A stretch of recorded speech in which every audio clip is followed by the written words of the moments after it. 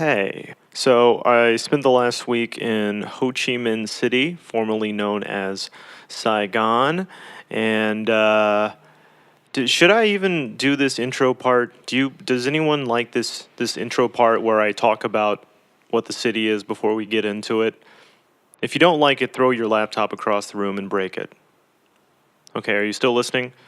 Okay, then we'll do the intro part. Fine, because you want me to. Okay, so Ho Chi Minh City is 700 miles south of the last place I was. It's the most populous city in Vietnam. It has over 10 million people in the metropolitan area. And besides being there, I also spent some time in a beach town to the south. And I'm going to tell my good friend Kevin about it in just a minute. Not because I want to, but because I have to. Because this is a podcast. And the name of the podcast is, see, the intro wasn't that long, Bad Travel Podcast.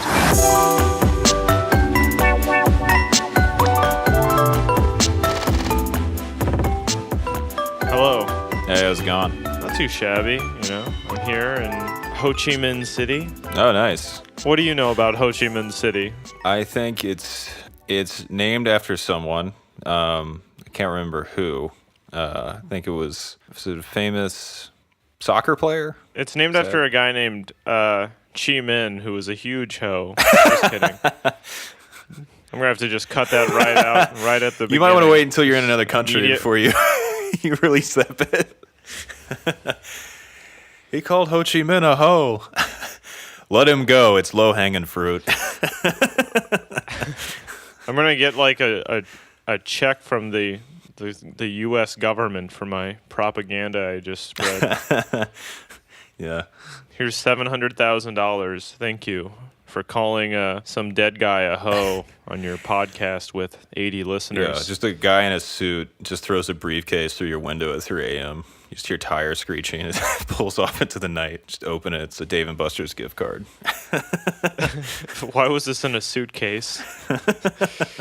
Open up a fucking suitcase. It's one Dave & Buster's card. It's a $5 gift card. No, it's just like $4.83. They've used some of it. The suitcase is pretty nice. I'll use that. But the entire time I've been in Vietnam, and then after I got here too, like I wasn't sure what to call Ho Chi Minh City. You know what I mean? Yeah. Like, do I call it Ho Chi Minh City or do I call it Saigon? Mm-hmm. And I thought maybe like calling it Saigon might be like some kind of like weird, almost racist or something kind of thing. But then after I got here, I was told, no, it's not. It's not because they like. It's not like Saigon was a name that colonialists imposed or something. Like, that's a Vietnamese name. And then Vietnam changed the name. So you can call it either one, and it's fine. Okay. Apparently, the people that actually live here call it Saigon normally. But then, like, if you write down an address or something or talk about it that way, you call it Ho Chi Minh City. Cool. Is that the biggest city, or is Hanoi the biggest city? This is the biggest city. But Hanoi's the capital. Oh, okay. Does it feel like it's bigger? Does it feel like more hectic, more going on? It does feel like it's bigger, but it feels much less hectic. Ho Chi Minh City is like, and before I got here, everybody would say this, like, oh, it's like way more developed, you know, it's more westernized. Yeah, that's true. Okay. I don't know why I gave that person a stupid voice. And it was like I was going to say that's wrong because I gave it a stupid voice. It's more developed. It's more westernized. Oh, it's too late. Yeah, I agree. Too late. I already hate them. Even though you have a stupid voice. Yeah, I know. Yeah. That's cool. Oh my God. Fuck. What? Let me go do a couple push-ups or something. I feel like my brain's congested. Isn't it? It's morning where you're at, right? It's 11 a.m. I should not feel this way. Okay. Are you sick? I had 3 desserts.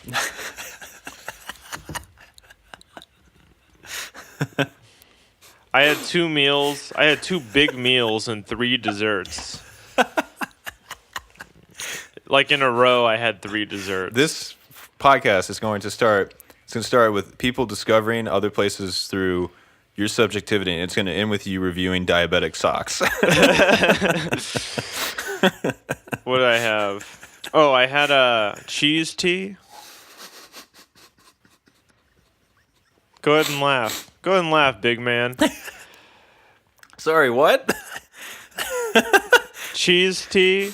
That sounds like something that could only like occur in the fucking depths of Indiana. But what? You had cheese tea. It's not like fucking cheddar cheese tea. It's like Just craft single in a cup. You've had like, bubble tea. Yeah.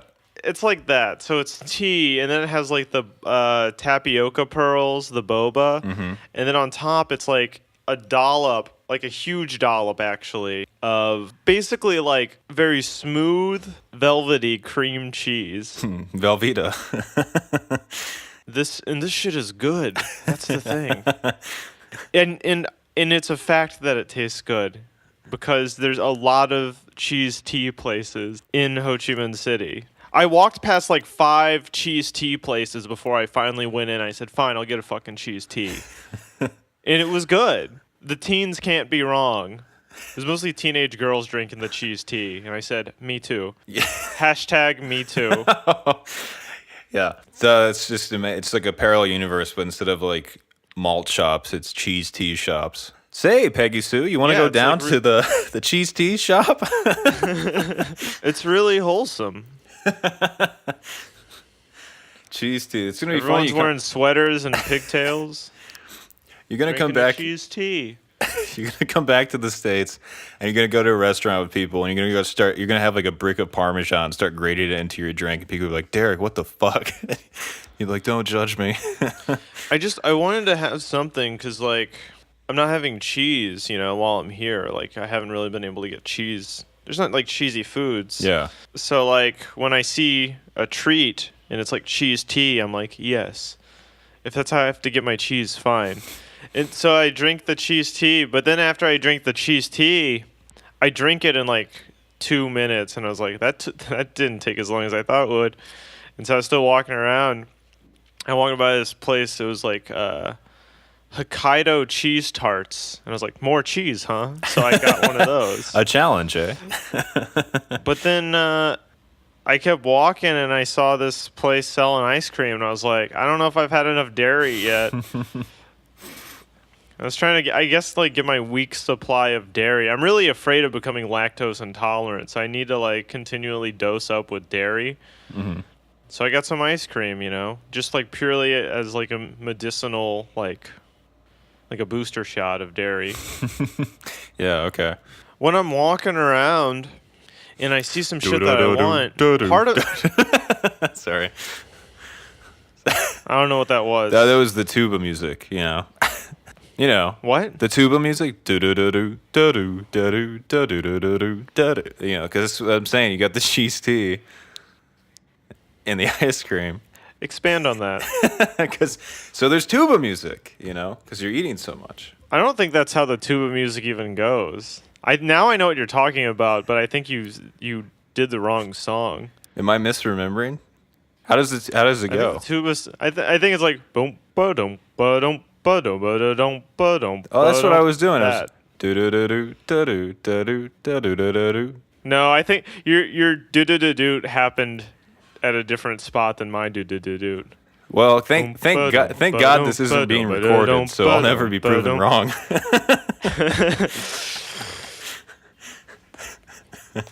You started with the do. Right? Did I? Whereas I started with a dum ba dum ba dum ba dum ba dum ba dum. Yeah. You did your dooba-da-doom right at the top. Well, mine was more true to the spirit because mine had more melancholy to it. Yours was a bit brighter, I think. It's just the difference in our voices. Yeah. So, it sounds like Ho Chi Minh's good. It's hard because it's not like I had the universal experience. Yeah, what's Ho Chi Minh City like? Well, first you eat 3 desserts. Oh. I got the dairy lung. I did do something that I've never done before last night, and I don't know if you've done this, but I've never had a massage. I've never gone to a spa and gotten a massage. No, I have not either. How was it? Well, let me tell you about it. Okay. I'll spin a yarn. Please do. Let me get my rocking chair. It was all right. It's just, It was like I was there, Derek.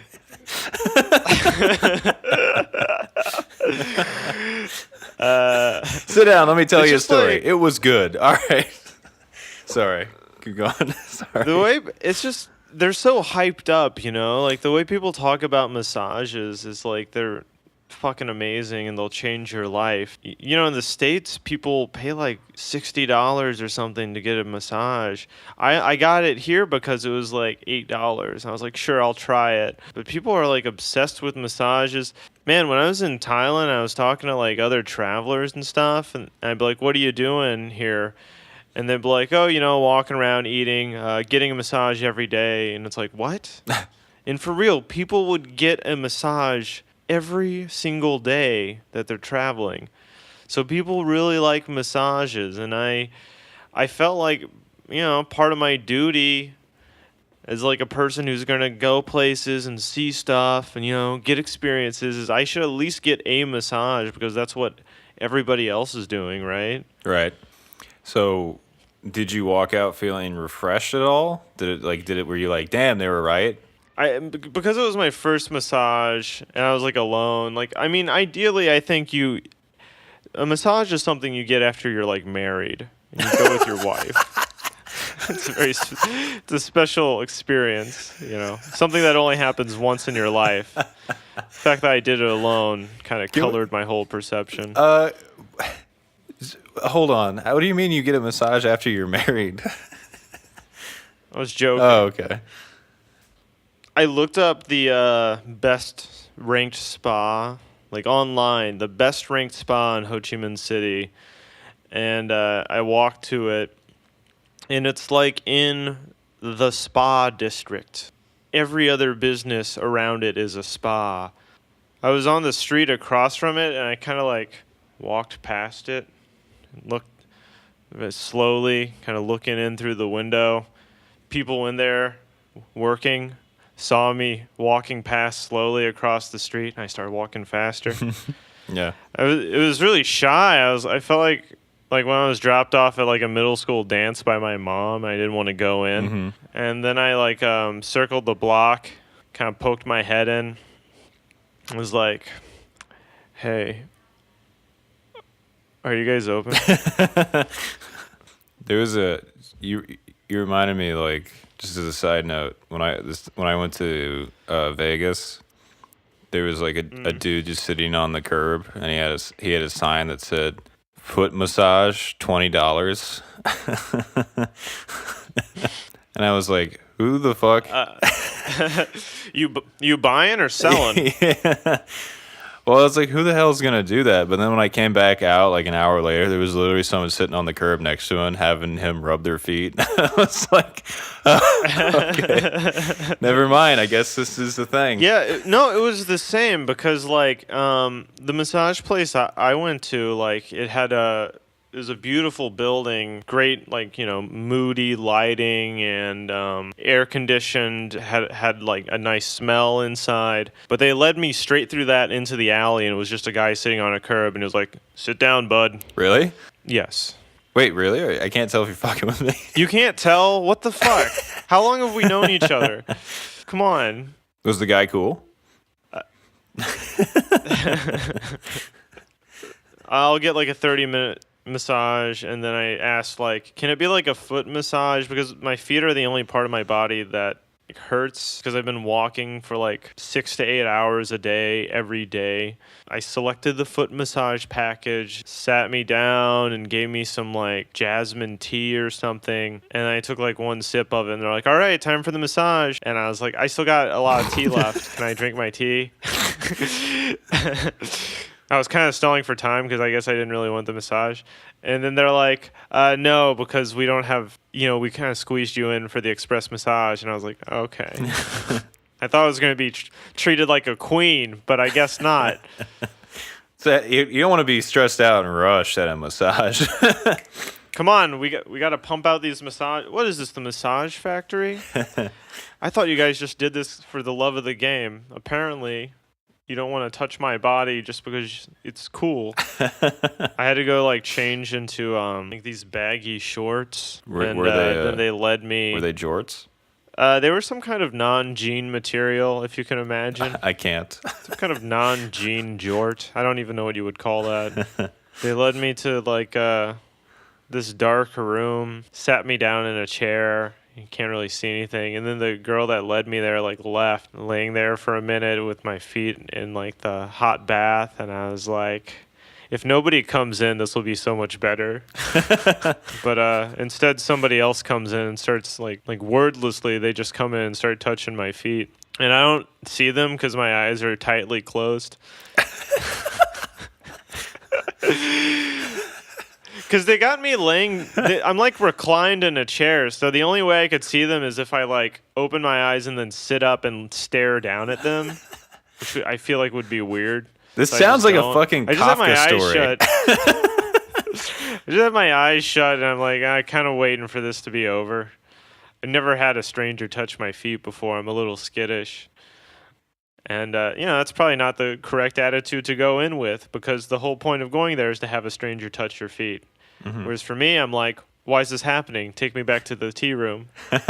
There's two main problems with the massage, like right away, that I detect.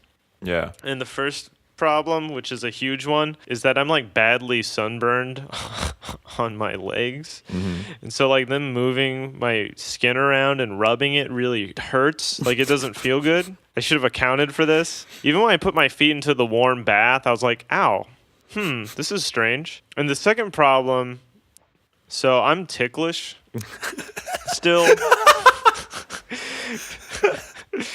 At age 28, I'm a ticklish person, like a baby. Yeah. And they're touching my feet, you know? Uh-huh. And so like I'm using like all my strength not to laugh. And it probably looks weird because I'm like gripping the seat and like grimacing and snorting. And she keeps saying like, are you okay? Well, I'm just imagining you fluctuating between the sunburn pain and the tickling, so you're just like, ow, ow. That's kind of like how it was. I never reached the point where I just like relaxed, let my thoughts wander and everything. The entire time I was just like, oh man, this is stupid. Like how would you feel if you were in that situation? Do you think you would really be able to just relax? That's not like a challenge, but I think maybe we're like on the same wavelength. You're gonna see, man. I'm gonna relax. Fucking do it then, bitch. I hope you relax. You'll be relaxing in a shallow grave soon. If I get my way. I don't know. I feel like I could. I feel like I would be fine. I don't know. But again, I've never sought it out because, like, yeah, I guess the thought of like having somebody I don't know touch me is not fun. But actually, after the foot section, there was like some back stuff that happened. Yeah. She like had me get up out of the chair, and I like kind of sat on this other like tiny chair. Gets up close to me, and then like pulls my whole back. It's almost like a wrestling move, and it like popped my entire spine. And actually I liked all that back stuff because it wasn't like rubbing, it was like acrobatic. It was like stretching. It felt like she was doing wrestling moves on me. I don't even think it felt good. It was just like, thank you for not touching my feet. Now you're just kicking my ass. Yeah. She like did like karate chops or not karate chop. Well, I can call them karate chops, right? I have nothing to do with this podcast. I'm not calling them karate chops because she's Asian.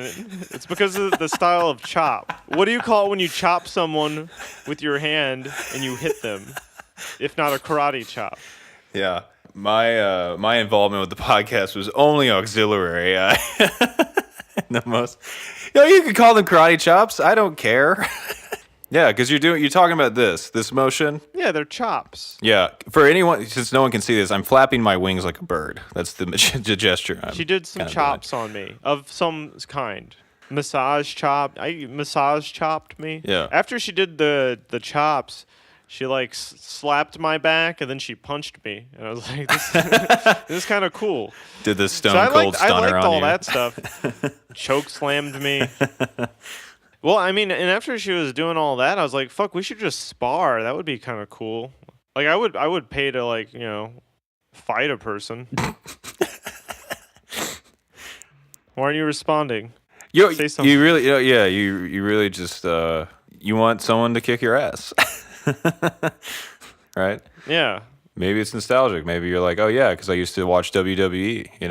Yeah. Well, I was in wrestling in middle school. Did you actually wrestle? Yeah. Maybe because it reminded you of that. Were you good at it? No. Man, that's a lot better than what I did in middle school. What's that? Don't ask. don't ask what I did. It's really embarrassing. Definitely don't want to talk about it on this podcast. It's really funny too.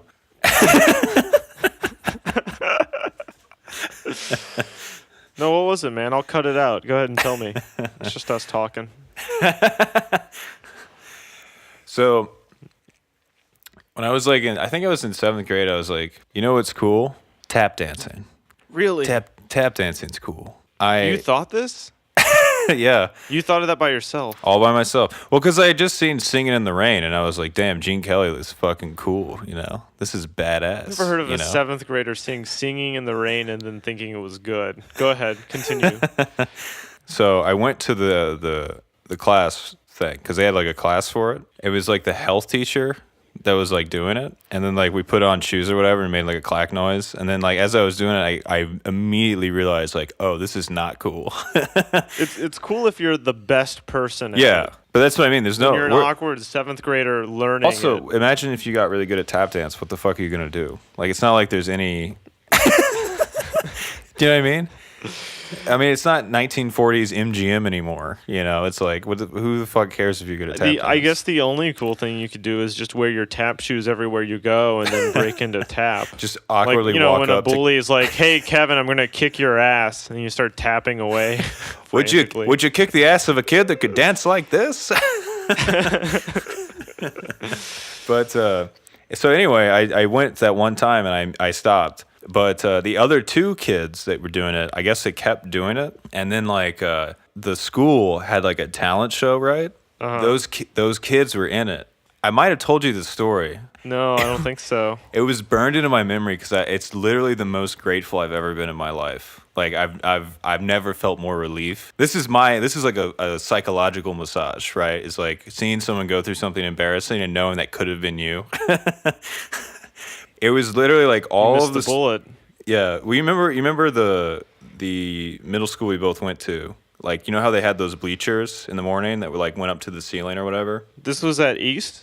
Yeah, this is at East. Yeah, and they had those bleachers that went all the way up to the top, and it was like everyone just sat there in the morning. Well, those were all full with everyone in the school. There's like 400 or 500 kids. Yeah, good sized number of kids. The entire school, everyone that you know and don't know is there.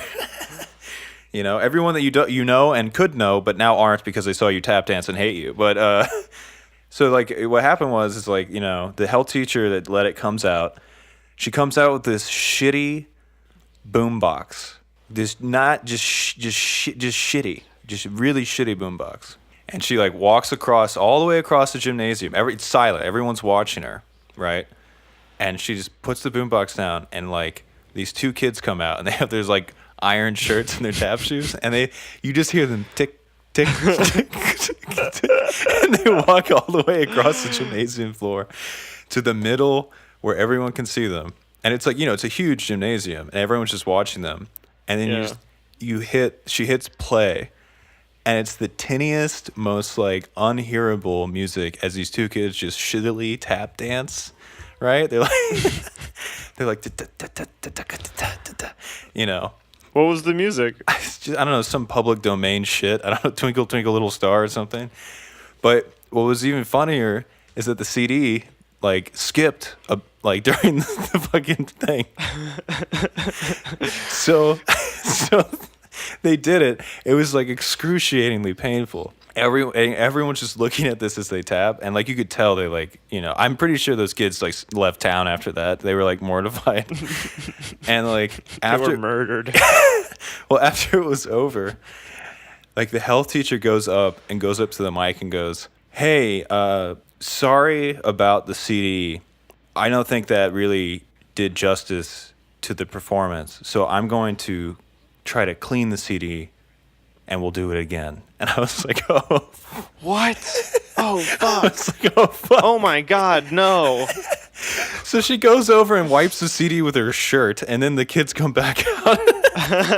Just in full view of everyone. In full Don't view. worry, I got this. Don't worry, I'm gonna clean this with my shitty gym shirt that I have never washed. And then they do it again, and the CD skips again during the performance. No shit.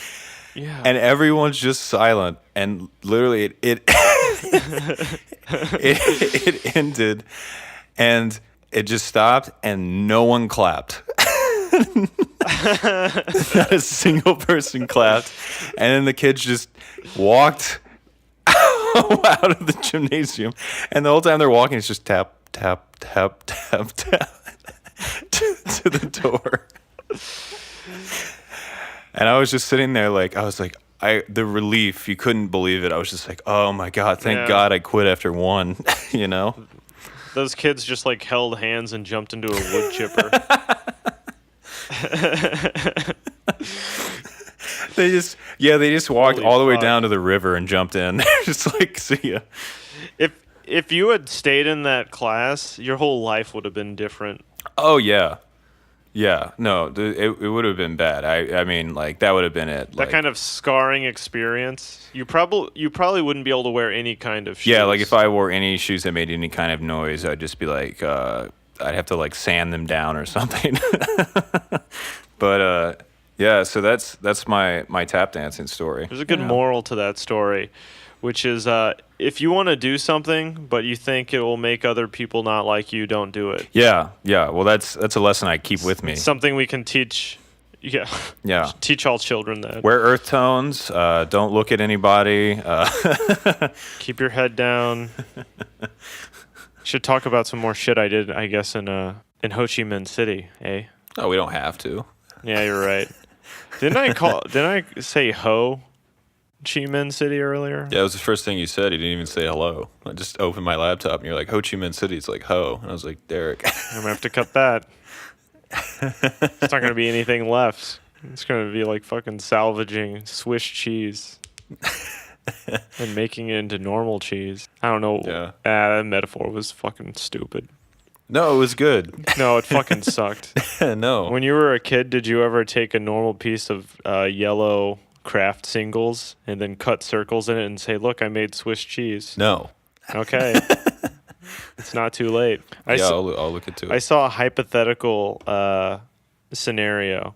Would you, for $300,000, relive your middle school years, 6th, 7th, and 8th grade, exactly as they were, and you can't change anything? How much money? $300,000. No. I agree. No, absolutely not. Do I want to go back to school, a glorified prison for children, and have a bunch of egomaniacal authoritarians that are overweight yell at me for reading or breathing too loud? No. Yeah. No, I would rather die. I blocked most of it out. I don't remember any of it, really. Because middle school is like the first time you're sad. Because before then, you have a bad day, you cry or something. But in middle school, you're like, your brain is so developed, you're capable of sustaining depression or something. Yeah. It's like a new ability. You're like, whoa, pretty cool. This thing I found out how to do. Yeah.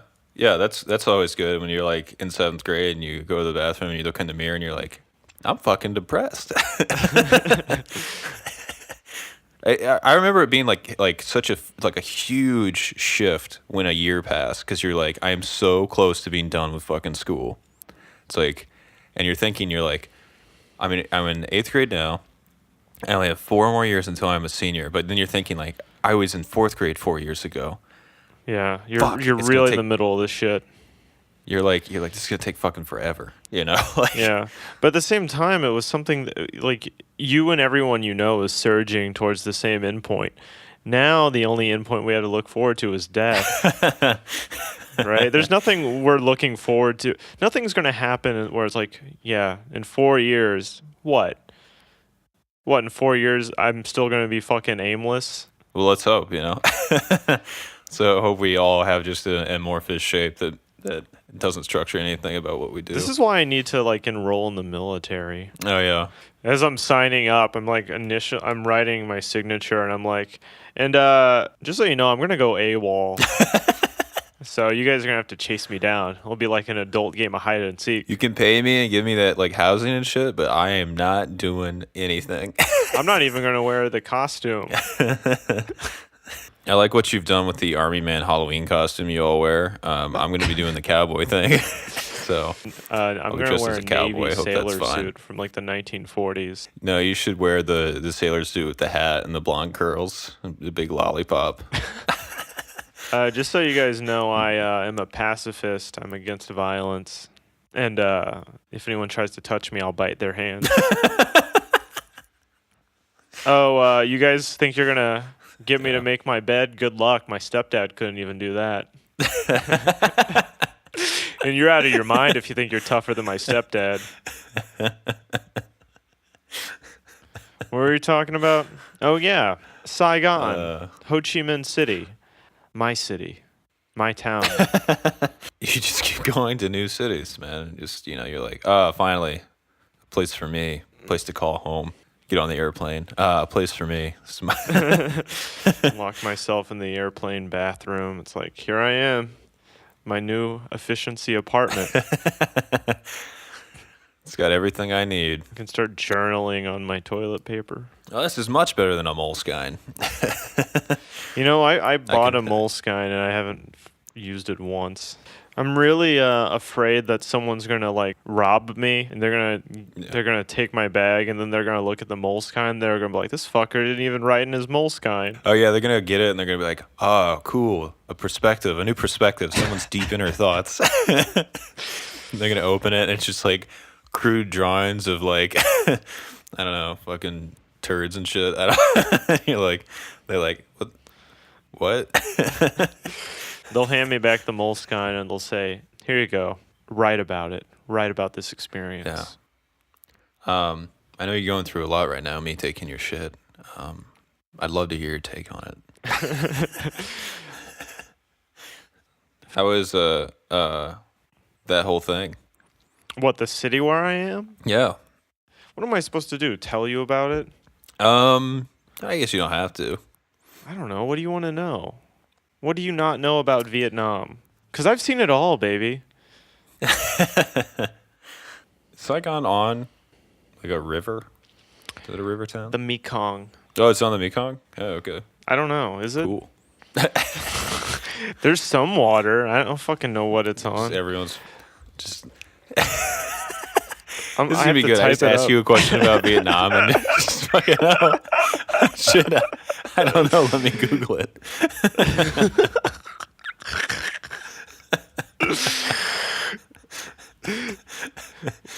What the podcast should be is just we're like, all right, where are we this week? And then we just Google a bunch of shit and read about it. Just me asking questions with punctuated with you typing in the background.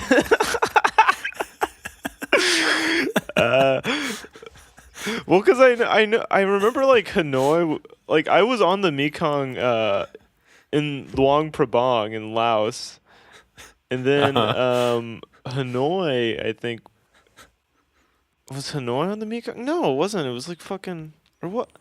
No, that was the Red River, and then Saigon. Is that also the Mekong? So, dude, it's okay. but It's okay. But listen to me. How is that something I would know just by looking? Okay, I have a phenomenological experience of these places. I look at things. Okay, I'm trying to live. I'm trying to have a. It's not like when you look at shit. I wasn't wearing Google glasses. Okay, the fucking text didn't appear before my eyes. No, it's not on the Mekong. I think I'm looking at a map. It doesn't look like it is. The Mekong exits to the south. Yeah, it's on the Song Saigon River, the Saigon River, which makes sense. Why would you ask On me Google such a Maps. fucking question like that? You're trying to trip me up with these brain teasers. So, Derek, where are you at? Oh, I don't know. Tuck, tuck, tuck, tuck, tuck. It says here I'm in Saigon. Turns out I'm not in Missoula. Now, does the Mekong just run through every town in the world, or what? Oh, I did go on a bike tour this week. Okay. A motorbike tour. I rode on the back of a motorbike. How was that? It was cool. It was actually probably my favorite thing, my favorite like tourist activity that I signed up for that I've done my entire time I've been traveling. It was like a private tour, so I got picked up at the hostel I was staying at by my tour guide, and then I rode on the back of the bike, and it was just like me and her showing me around. I will call her Daphne. I don't want to violate any privacy or something, so I will refer to my tour guide as Daphne. Okay, not Velma. Well, how did I know you were going to say something about Velma? I'm gonna call her Scooby. It's a good name. It doesn't get a lot of play anymore, so. That might all turn around with this podcast. People that are fucking to this podcast are going to name the child they conceived. They're going to name it Daphne. Male or female. What, you don't put on a cast while you're getting down? You don't put on a cast while you're treating your woman?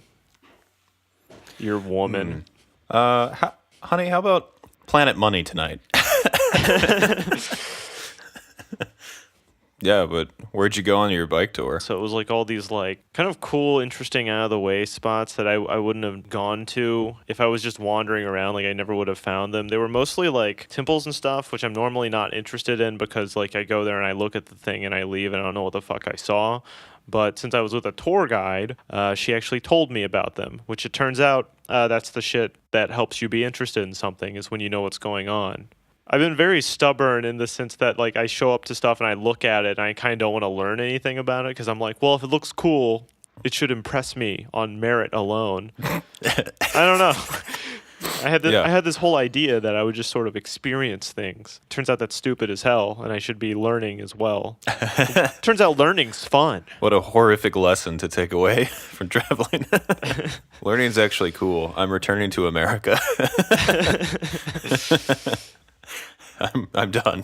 This was like the first time I was like on the back of a motorbike, except for that one time in Laos when I was getting chased by dogs. How did it compare? It was a little bit better because there weren't any dogs, you know? I see. But like she had an actual helmet for me, so it was like, it was a legit operation, and I couldn't really put the helmet on, and she had to help me. I felt like a little kid. The helmet had a propeller on top. Well, after a couple stops, I kind of learned how to put the helmet on correctly, and I was like, look, I got it on. Okay. It's like she wasn't impressed. I was like a little bit disappointed. She's like smoking a cigarette, looking at the horizon. She's like, yeah. But then it was embarrassing because after I started being able to put it on correctly, it was like too tight. And so I was like, it hurts. Can you help me adjust it? Daphne, will you help me with my helmet? It was like we were driving, like we went down like a bunch of like sort of residential alleyways, like far away from the tourist area. And there were a bunch of like flags. There's the Vietnam flag hanging up like everywhere throughout the whole country. And I thought maybe, oh, that's like a Tet thing or something. But apparently they just hang up all the time. And I was like, cool, people are really patriotic. And she was like, no, it's the law. You have to you have to put up a flag or the government will be mad at you. It's like, oh, that kind of makes it less cool, doesn't it? How just awful to be forced to be patriotic like that. See, here, people are so brainwashed, they just do it. Do it without any coaxing. You just have to pledge to the flag, every day for your entire from youth. From the time you're 5 to when you're 18. When your brain is fucking mashed potatoes, you have to start pledging allegiance to a flag. It literally in the song says to the flag, not to anything else, just the flag. I pledge Love allegiance that flag. to the flag. The flag is what I'm pledging allegiance to. It's kind of a stupid concept. Yeah. You would think in the song they would at least like I pledge allegiance to my country, but it's like no, the flag. Fuck the country. Be cool if you like pledge allegiance to like I don't know, the Secretary of the Interior or something. And then also, if you don't say the pledge allegiance to the flag, everyone in the class is like a dumb asshole to you. They get all Yeah, mad. there's all this metaphysical shit that happens. It's like you don't say the pledge, then everyone looks at you and like, why do you hate the troops? Well, I You just know? assume that if I stop pledging allegiance to the flag, the troops will disappear like Santa Claus on Christmas morning or something. If you don't believe in them, they'll go away. Yeah. But anyway, so old Daff said it's the law or whatever there in Vietnam, and I was thinking like, yeah, that kind of blows because I thought people were like really into it. She's like, people aren't that into it. People aren't. She was telling me like people don't feel that connected to the government because, there's the one party, and then like I guess you know you don't even really vote for them. She was telling me like. Yeah, I don't vote. They just send like the ballot or something to my parents' house, and they just vote for me. I was like, "What?" He was like, "Yeah, it doesn't matter." And then we were talking about Trump and shit, and so even if you get to vote, sometimes Trump wins. It's like you don't, so who cares? I was trying You know what I mean? I was trying to explain why I don't vote in talking about the Electoral College, but I don't think it made any sense to her. Undemocratic thing where like Ohio can hold the entire country hostage. Another thing Daphne told me is we went to like a temple and we were talking about like Tet and stuff, and I was talking about like Year of the Dog, and I was like, yeah, Year of the Dog rocks because like all week I've been kind of walking around and something will happen. I'll be like, that's the Year of the Dog for you. Like a guy's going to go like cross the street and then like a motorbike cuts him off and he's like, oh man. And I'm like, you're the fucking dog, dude. Watch out. This is the Year of the Dog. Did you do a dog howl after you say it? Oh, Yeah. you're the dog, baby. Sat down at a restaurant. They gave me a tea that I didn't order. I drank it anyway. That's the Year of the Dog. That's how we roll these days. I just love saying it's the Year of the Dog.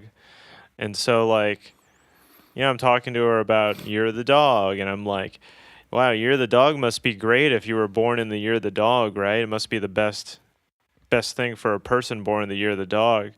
And she told me something very interesting. She told me, actually, Year of the Dog is bad for the dog people. It was a huge letdown to discover this. And after I learned that, I stopped saying it's Year of the Dog, baby. I lost something very precious to me that day. It's a loss of innocence. Saw the world with new eyes. Next time I saw a guy get cut off by a motorbike, I said, fuck, it's the Year of the Dog. Yeah, there's more melancholy in it. Oh, another thing she told me was in Vietnam, there's no Year of the Rabbit.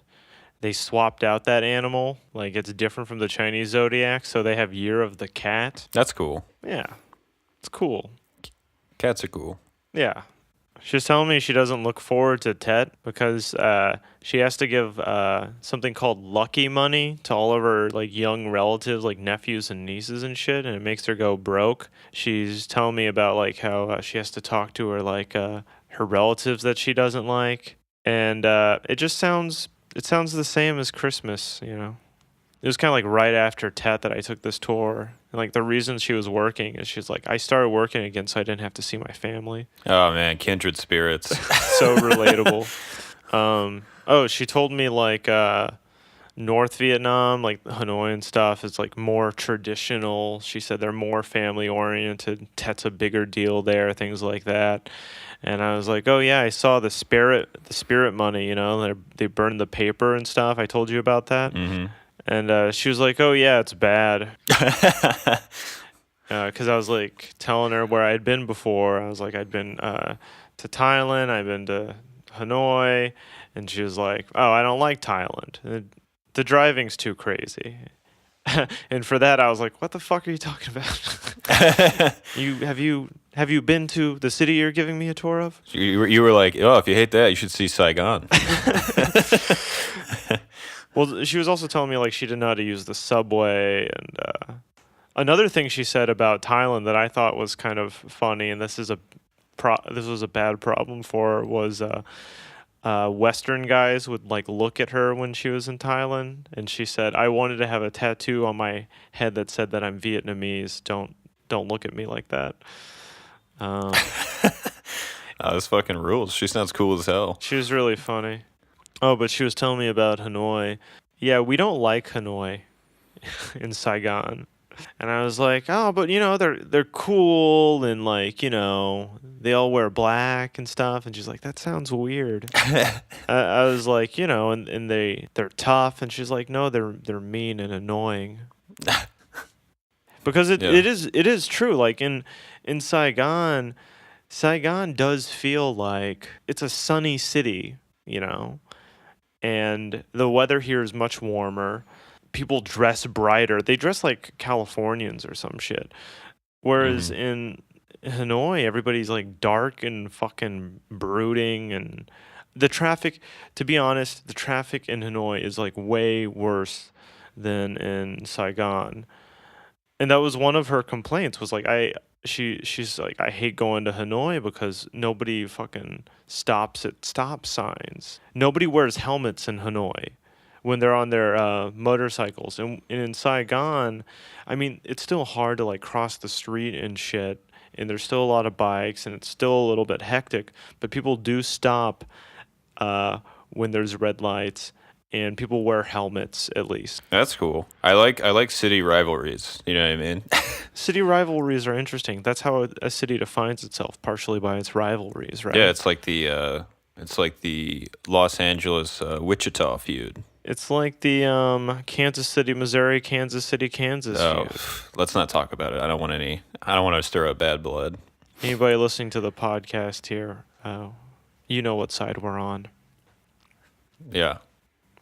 Another thing she did was like, because when we were talking about like the calendar and stuff, she like looked up my fortune or something. She was like talking to me about it.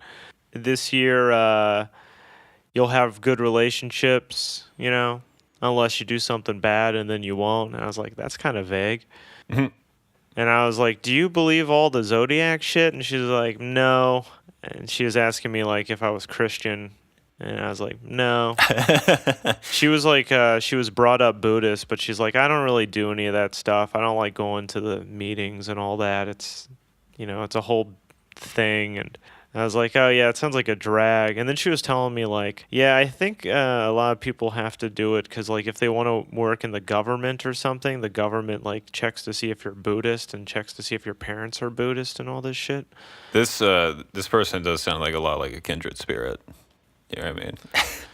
Yeah. Just fucking hate shit about their society and shit. She was telling me fortune tellers, like, if a person isn't married when they're like 30 or in their 30s, fortune tellers say to that person, like, it's because dead people, like spirits from the past, are trying to ruin their lives. It's like they have a hold on them. And the fortune tellers, if you pay them, they can sever the string that connects the spirits of the past with the present. If you're not dating anybody in your 30s, it's because ghosts are haunting you, and the fortune tellers sell you the promise of like, as long as you're bribing me, I will keep the ghosts at bay. But if you stop paying me, you'll be lonely forever. Oh wow, so it's a lot like Tinder. Yeah, you have to pay the fortune teller for a super like. You give me money, I'll let you see who likes you. How much I have to pay you to fuck the ghost? Come on, Casper, you got that fat ass. Let me rub that bald head of yours. But I said, "Daphne, you don't bribe the fortune teller, do you?" And she's like, "No, that's stupid." I was like, Hell yeah. yeah. So she was cool. I really liked hanging out with her. It was just fun to. I mean, even though it was a tour, she was like very open, and it didn't feel like a tour. She didn't have a bunch of rehearsed shit. It was like we rolled up to like some place. She would talk to me about it, then we would talk about other shit. It's cool. By the way, a thing about Ho Chi Minh City, the south of Vietnam, that I have noticed compared to the north is, Mhm. and this is just my experience, but I think the food, it's not as good as in the North. In what way? It's just not as good. Like, okay, so in Hanoi, like, I went to a bunch of restaurants and I would just kind of like wander past like street stalls and sit down and start eating. First of all, in Hanoi, there were way more like street stalls. It seemed like there were way more restaurants. Everything I ate was like fucking incredible. Here, I mean, I don't know. Like, I looked up the best restaurants. I tried things from street stalls, and it was all good, but not as good. And when I was talking to Daphne, we were talking about like the difference between North and South, and she was like saying, "Oh yeah, and I like the food in Saigon better." And she was telling me like, yeah, in the North, because they're like historically they were always more poor. They always add a lot of like salt and spiciness to their food, and it's like that's why it's good. She likes the Southern style better, but like no, the poor people know how to cook. Why would being poor make you use more salt and spices? Is it just because the food you were spicing sucked? Like it was just the way she explained it, and I don't know if this is actually true, but it kind of makes sense, is that if something's salty, you'll drink more water and then you'll feel fuller. Okay. Maybe it's just a convenient story to cover up the fact that Northern food kicks Southern food's ass. That's probably it. Yeah. In this instance, in the United States, it's kind of reversed. Yeah, Southern food actually is. I mean, fuck, dude. Biscuits and gravy. It's probably my go-to Southern style food. Just so good. I Yeah. miss biscuits and gravy. They don't have it in. Oh, they don't have it in Saigon? Saigon? No, they don't. In fact, strange. I would love to come by a street stall and a guy's just like ladling out fucking piping hot gravy. Ladle me up, my man. They don't even fucking have it in California, like the biscuits and gravy there. I've had biscuits and gravy at one place in Los Angeles that was good. The rest just like, sucks. It's like you have biscuits and gravy, and they're like, yeah, we do. It's gluten-free biscuits, and it's a lentil-based gravy. And you're like, I'm going to fucking cut my head off. Yeah, it's kale gravy. So what is that like? It's just kale. It's just steamed kale on a biscuit. Surprise. It's great for detoxing, though, and cleansing. Oh, good. I don't eat food because it tastes good. I eat food because I think it's medicine. I look at food much like you'd look at equipment in an RPG. This says +2 to detox. I was thinking today about how, like, biscuits and gravy made me think of this. I was thinking today about how at the end of this trip, I'm probably, before I come back to California, I'll probably make a stop in St. Louis. And I think we should try to have, like, a live show in a diner in St. Louis at, like, 1 a.m. I'd be down for that, yeah. Are we bringing... I'll bring my desktop, my mic. Just, saddle up in a diner, get some biscuits and gravy, do a little bit of podcasting, and I'll post the address, and we'll see if we get like 4 or 5 disheveled weirdos to come show up and watch us talk, and not tell the diner employees what's going on. I mean, you had me at gravy. All the other stuff is just...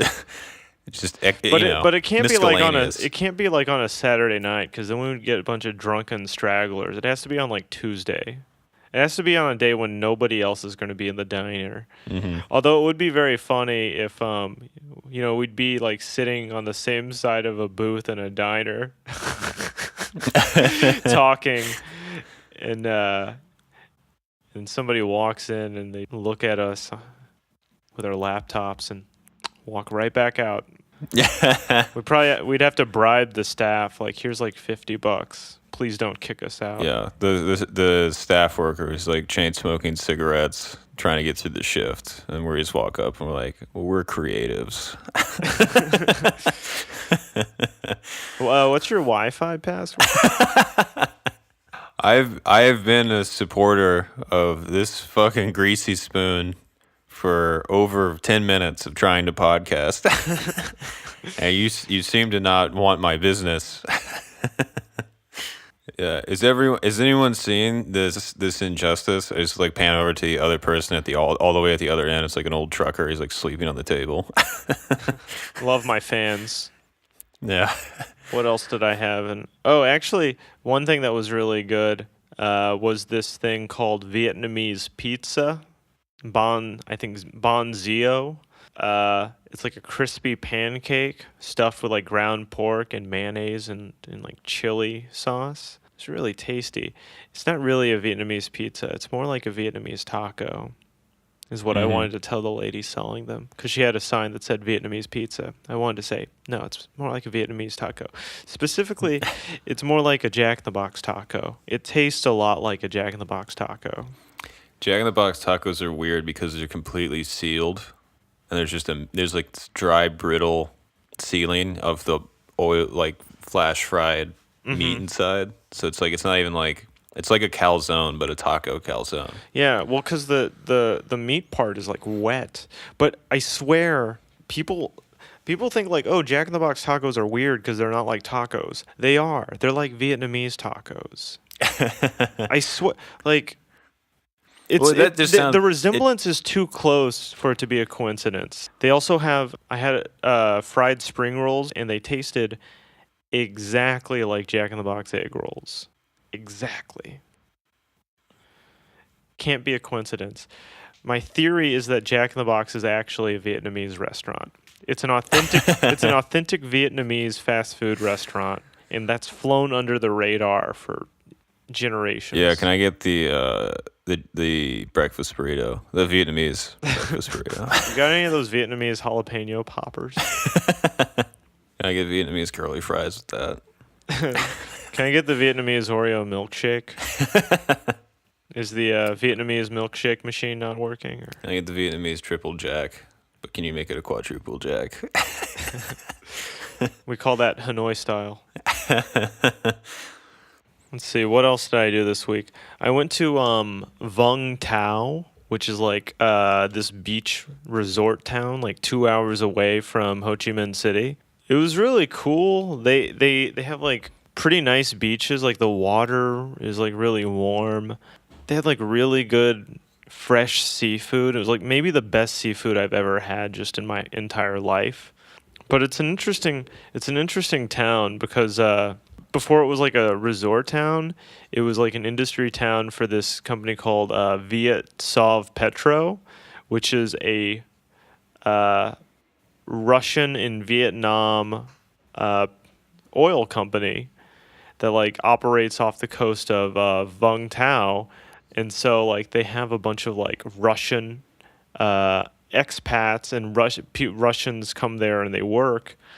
And I didn't know this, but so this thing happened. This really happened where I told you last week. People would come up to me and be like, "Hey, do you need a ride or something?" And I'd be like, "Нет, спасибо," you know. Yeah. So that happened this week, or somebody is trying to get something out of me. I was like, "Нет, спасибо," and then this Vietnamese guy started speaking Russian back to me, and I was like, I told you that would happen. I told you that would happen. I said that last week. I was like, this is going to backfire when someone actually speaks Russian. really threw me for a loop. So I didn't know what to do. So I was just like, "Okay," walked off very quickly. Started singing that battle song anthem. People won't be people on the beat today. That song rules, dude. Yeah, that is a good song. I'm just saying, it's like you have to pick something that's like truly incomprehensible. I read about the Russian thing afterwards, but I didn't see like any white people in Vung Tau. Like it seemed like they were mostly like there were Chinese and Japanese tourists in Vung Tau, but I didn't see any white people at all. Really, there were expats though. There were like Aussie bars and shit, and all the expats like without exceptions were like fat and bald and wearing shirts with the top unbuttoned. All men. No. Surprising, yeah. There was also this weird thing that happened in Vung Tau where I was trying to get like an Airbnb and I booked the Airbnb. It was like really cheap. It was like $13 a night for a villa. So I was like, oh, a good deal. It has like a bedroom, a living room, full bathroom. Sounds great. Booked it, paid for 2 nights. And then the Airbnb guy, messaged me, and he was like, "Hey, we're so sorry, but our villa has broken water and power. Would you mind checking in at a hotel instead?" And Okay. like saying, "This is also our hotel. We'll check you in here instead of the villa," which I didn't want to do because I booked the villa. But I was like, okay, maybe I'll come by the hotel. I'll take a look and see if I want to stay. And he's like, okay, cool. Then I looked up the hotel, and there was all this shit, all these reviews online about the hotel that was like, hey, this is a scam. If you try to book with this guy, he's going to tell you the water's broken, and then he's going to put you in a much shittier room in a shittier hotel, just so you know. And so I took a screenshot of that review, and I sent it to him, and I said, doesn't sound good. I'm going to cancel that. And he said, his response was, oh, that was a Korean. Oh, well, then fuck them. Oh, I had no idea, sir. And so I was like, no, I just want to cancel. Can I get a refund? And he was like, okay, that's fine. No problem. Go ahead and cancel, and I'll give you a refund. I canceled it, and I got a partial refund, because if you're the one that cancels on Airbnb, you don't get a full refund. You get a partial refund. And I was like, okay, so I like the rest of the refund now, like you promised me. And he was like, I will surely give you a full refund. Please, if you can make a review for us, give us 5-star feedback. Thank you. And I didn't respond. And then he said, hi, just so you know, we regret our cancellation. And I didn't respond. And then he said, I will receive money from Airbnb, and I will send it back to you after you have done good feedback for us. And we will make good 5-star review for you. I think we understand each other. Thanks. And then he sent me another message and was like, so just give us 5-star review and we will send the money to you. So it's like, he's trying to fucking blackmail me into giving him a 5-star review of a place I didn't stay at, because he canceled on me and tried to make me stay in a shitty hotel. So I had to message Airbnb support. And I was like, hey, this guy's being a little weirdo. Mm-hmm. But I never responded to him after the first message where he asked me to give him a 5-star review. And he sent me literally like 11 messages in a row. Over the course of the whole day, I just kept getting messages. Hey, how's it going, winky face? Did you leave that review yet, winky face? That was my first bad Airbnb experience. But that night, I just stayed like in a hotel. Fuck it. Yeah. I wanted to stay in a villa. Well, who doesn't want to stay in a villa, right? Right? Yeah. Okay. So I'm trying to think if there's anything else I need to talk about. Today I saw an ambulance, and this was kind of funny to me. I mean, it's not good, but it's kind of funny. In all of Vietnam, the traffic's like really hectic, you know? But I saw this ambulance with its sirens going off, and it was just going at the speed of traffic. Like no one's getting out of the way for the ambulance. And I was in an Uber behind the ambulance, and the ambulance is not breaking through traffic. It seems like this is just a regular thing. It doesn't break through traffic. People don't pull over. Nothing happens. It's just in traffic with its sirens going. So I kind of thought like, so why the fuck are the sirens going at all? But so the ambulance is there, and it's in front of us, and it stopped for a second for some reason. And then my Uber driver was honking at the ambulance.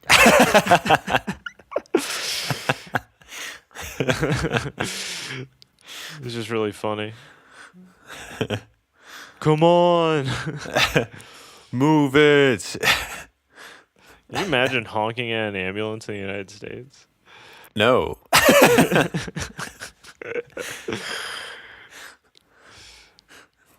It's probably bad for the people in the ambulance. I wonder how many of them die. And I think that's a good note to end on.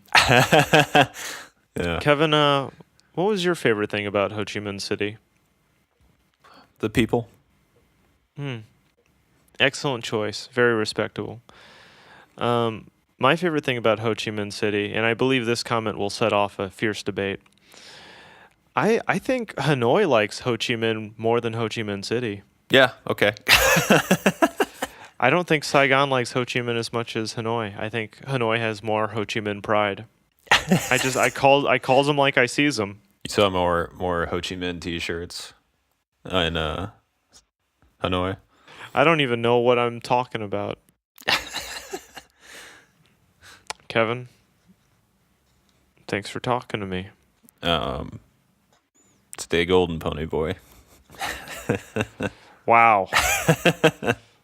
All right, dude. Talk to you later. All right. See you, Derek.